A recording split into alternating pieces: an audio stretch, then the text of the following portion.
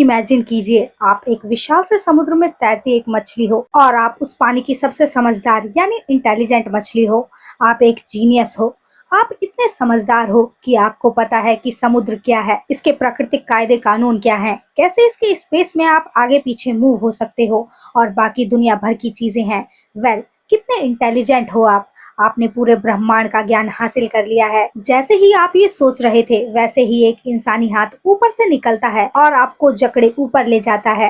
आपके ऊपर एक ऐसी दुनिया दिखती है जिसके बारे में ना आपने कभी सोचा था और ना ही देखा था। अब आप जिस दुनिया को देख रहे हो उसमें अलग अलग जीव हैं जिन्हें पानी की जरूरत नहीं है सांस लेने के लिए। आप देख रहे हो एक ऐसी दुनिया जो नीचे की दुनिया से बिल्कुल अलग है। अब इमेजिन कीजिए अगर आप यही सब देखकर वापस नीचे अपने घर पानी में लौट पाए तो आप नीचे अपने साथ की मछलियों से क्या कहेंगे कि ऊपर एक डायमेंशन में एक दूसरी दुनिया है जो हमारे वाले से कम्प्लीटली डिफरेंट है, राइट? वेल, क्या यही मछली आज हम इंसान हैं? आपको तो पता ही होगा कि ब्रह्मांड का जन्म एक विशाल से धमाके से हुआ था जिसे कहते हैं द बिग बैंग। ये तो सभी जानते भी होंगे, लेकिन हमें ये कैसे पता? जाहिर सी बात है हम उस वक्त यहाँ नहीं थे। जब हम आसमान में देखते हैं तो हमें तारों की रोशनी में हल्की सी लाल रंग की झलक दिखाई देती है जिसे कहते हैं द रेड शिफ्ट, और ये टेलीस्कोप द्वारा लिए गए फोटोग्राफ्स में अच्छे से कैप्चर होती है। रोशनी के रंग का स्पेक्ट्रम लाल रंग में तभी बदलता है जब वो रोशनी का सोर्स हमसे तेजी से दूर चलते जा रहा हो। ठीक वैसे ही जैसे गाड़ी के हॉर्न की आवाज आपको स्ट्रेच होते हुए सुनाई देती है जैसे ही वो गाड़ी आपके करीब से दूर निकलती है। इसे कहते हैं द डॉपलर शिफ्ट इनफैक्ट। और आपको पता है अगर आप ब्रह्मांड के इसी चलते हुए टेप को रिवाइंड करेंगे तो आपको क्या दिखाई देगा? बिग बैंग, वो घटना जिसके होते ही सारे पार्टिकल्स एक दूसरे से दूर होते चले गए। स्पेस के वैक्यूम में प्रेशर उत्पन्न हो पाया जिसे आज हम डार्क एनर्जी कहते हैं। और ब्रह्मांड का अंत भी एक्चुअली निश्चित है। या तो एक दिन ग्रेविटी की वजह से सारे ऑब्जेक्ट्स आपस में टकरा जाएंगे और बिग क्रंच हो जाएगा, या तो डार्क एनर्जी की वजह से सारे पार्टिकल्स एक दूसरे से कोसों दूर चले जाएंगे और तब एक रिफट में ब्रह्मांड खत्म हो जाएगा। लेकिन होगा जरूर, तो हम भी इसमें शायद खत्म हो जाएंगे, राइट? क्योंकि हम भी इसी ब्रह्मांड के अंदर ही तो हैं। वेल, इतनी आसानी से नहीं, बहुत सालों बाद हम इंसान इस ब्रह्मांड को ही छोड़ देंगे और दूसरे ब्रह्मांड में चले जाएंगे। अब आप कहेंगे क्या अच्छा मजाक कर लेते हो, पर आइए जरा हम फिजिक्स की दृष्टि से सोचते हैं। आज हमारे ब्रह्मांड में बहुत से रहस्य हैं, जैसे हमें नहीं पता कि डार्क मैटर क्या है, डार्क एनर्जी क्या है। हमें नहीं पता कि एक एटम या इलेक्ट्रॉन कैसे इतना विचित्र व्यवहार करता है कि एक सेकंड वो इधर है और दूसरे सेकंड नहीं, एक टाइम में ही दो जगह पर मौजूद हो पाता है। हमें ये भी नहीं पता कि इलेक्ट्रोमैग्नेटिक नजदीकी दायरे में ग्रेविटी से इतना ज्यादा शक्तिशाली क्यों है। और सबसे बड़ी बात, हमें नहीं पता कि बिग बैंग क्यों हुआ। क्या ये सब चीजें इनकम्प्लीट नहीं लग रही हैं? ये तो कुछ ऐसी बात हो गई कि मछली पानी पर पड़ते सूरज की रोशनी को देख रही है और मेजर कर रही है एकदम सटीकता से, पर उसे ये नहीं पता चल रहा कि ये एग्जैक्टली क्या है और इसका स्रोत कहाँ है। पर अगर हम किसी और डायमेंशन यानी आयाम से और चीज देख पाए तो ये सभी पहलू आपस में जुड़ जाएंगे एक पजल की तरह और फिजिक्स के लॉज को हम बेहतर समझ पाएंगे।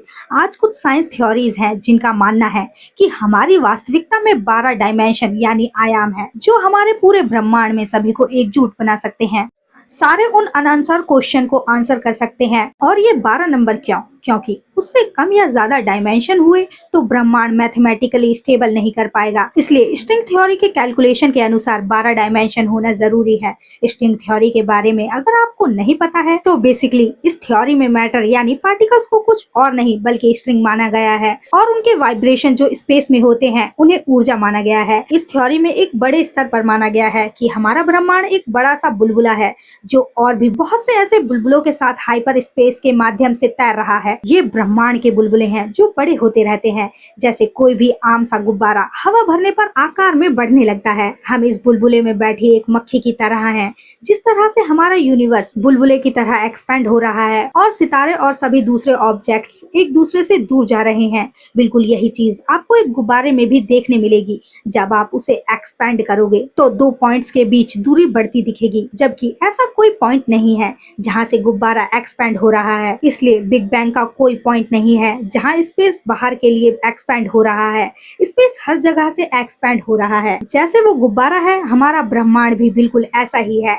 डार्क एनर्जी पूरे स्पेस को हर जगह से एक्सपैंड कर रही है, लेकिन ऑफ कोर्स हम ये सब नहीं देख सकते। इनफैक्ट हम तो तीसरे डायमेंशन को भी नहीं देख सकते हैं, हम सिर्फ 2 डायमेंशन में ही देखते हैं। यकीन नहीं होता तो ये देखिए, इमेजिन कीजिए आप ये कॉइन है और ये एक ऑब्जेक्ट है जो या तो आपके करीब आ रहा है या तो दूर जा रहा है। अब ये जानने के लिए कि ये किस तरफ आ रहा है, आपके पास बस 2 ही रास्ते हैं। अगर वो ऑब्जेक्ट पीछे जा रहा है तो फिजिक्स के लॉज के अनुसार आपको वो ऑब्जेक्ट छोटा होते नजर आएगा, और अगर वही ऑब्जेक्ट आपके पास आ रहा है तो वो ऑब्जेक्ट आपको बड़ा होते नजर आएगा। लेकिन अगर वो ऑब्जेक्ट पीछे जाने के साथ साथ आकार में बढ़ता भी चला जा रहा है, तो क्या आपको किसी भी हालात में ये पता चल पाएगा कि वो ऑब्जेक्ट पीछे जा रहा है या फिर नहीं। लेकिन अगर कोई चीज एक से दूसरे डायमेंशन, यानी फॉर एग्जांपल अगर कोई उसे ऊपर से देख रहा है, तो उसे बिल्कुल साफ साफ ये दिखाई देगा कि वो ऑब्जेक्ट पीछे भी जा रहा है और साथ साथ एक्सपैंड भी होता जा रहा है। तो इसलिए हमेशा किसी भी जीव को वो जिस डायमेंशन की दुनिया में रहता है उसे एक डायमेंशन कम में ही दिखाई देगा। और हमेशा यूनिवर्स के साथ भी बिल्कुल ऐसा ही है। हमारे ब्रह्मांड के बाहर दूसरे ब्रह्मांड के बुलबुले हैं, और ये सब के बाहर में भी दूसरे डायमेंशन जो हमारे ब्रह्मांड को उस नजर से देख सकते हैं जिस नजर से हम मछलियों को, या जिस नजर से ये चौथा डायमेंशन में जीने वाला जीव जो वो ऑब्जेक्ट के आकार को बढ़ते हुए देख सकता था। और इसी वजह से हम डार्क मैटर को भी नहीं देख सकते हैं, क्योंकि हो सकता है कि वो कोई दूसरे डायमेंशन में किसी दूसरे यूनिवर्स का मैच है जो हम देख नहीं सकते, बस उसकी ग्रेविटी को फील कर सकते हैं। क्योंकि ग्रेविटी का फोर्स एक ऐसा बॉल है जो हमारे डायमेंशन को इफेक्ट करता है। और फाइनली ऐसा भी हो सकता है कि ये हायर डायमेंशन में दूसरे जीव यानी एलियंस ही रह रहे हैं जिसकी नजर हम पर पड़ रही है और हमें पता भी नहीं चलता।